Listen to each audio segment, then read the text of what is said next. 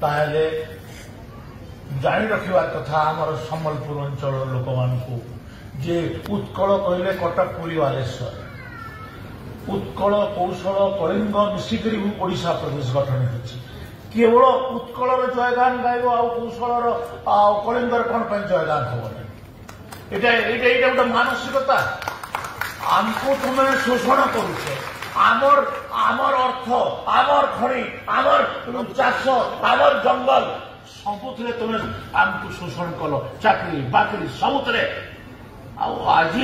तुम्हें से कल्चराली भी आमको एक्सप्लोट करने लगे तुम्हें चाहूँ एटा की कथा आमे ओडिशा प्रदेश रे मिसिथिलु ओडिशा प्रदेश रे मिसिबा पय आंदोलन रे भी शामिल होते किंतु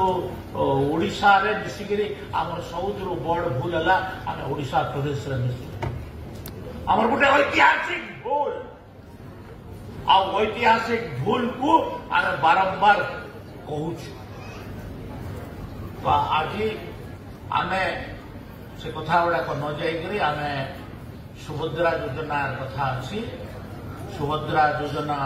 एटा लोकंर मानकर महिला मानकर अर्थनैतिक विकास दिगरे आमर लाभ दब